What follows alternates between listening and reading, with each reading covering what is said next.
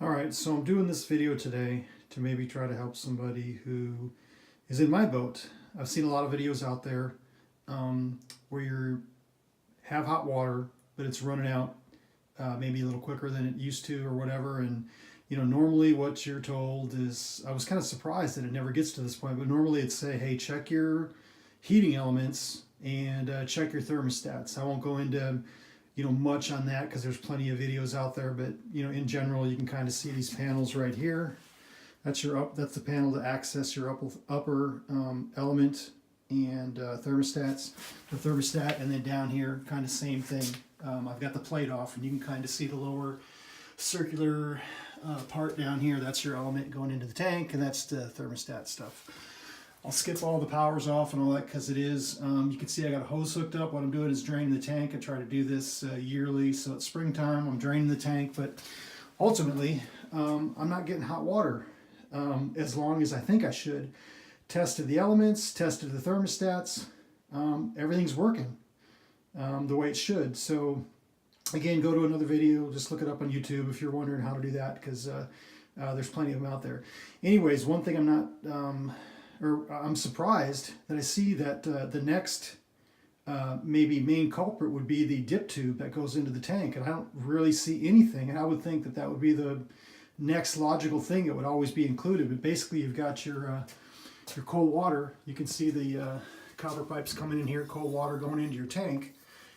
In the top of the tank right here, there's a plastic tube that goes down in to feed water all the way to the bottom of your tank. So the water, when the water's going in, it's going into the bottom of the tank, and then it's getting heated, and then the hot water is leaving the tank out of this pipe here. So anyways, I'm not quite done draining the water from the tank. Obviously I'll be able to, I'm going to take the element out, I think, and see if I can actually see the tube. But my theory is that the tube, which looks like this right here, is just a plastic tube, and over time that will corrode and break, and my guess is that it's broken somewhere halfway or up, even up this high. So as the cold water is going in the tank, it's not getting all the way to the bottom, and so cold waters are entering maybe around here or something like that, and so only the upper elements doing the heating, and then use a little bit of that hot water. After about 5-10 minutes, all of a sudden it's all cold water because the lower element's really not getting its shot. So once I get the water drained, I will kind of show you how I take this, try to get the tube out of there, and we'll go from there. All right, so the tank's not drenched. The tank is not drained completely at this point, but it's down low enough to where I can, make some progress while it's waiting. So I'm not a plumber. I'm not afraid to sweat some pipes though. So if you're not experienced with that, you might have to get somebody to help you here, and your setup is going to be, everybody's got different stuff. But basically, I looked at it and I made the decision that it was going to be easy for me to just kind of cut the pipe here so I could because I'm trying to get this out.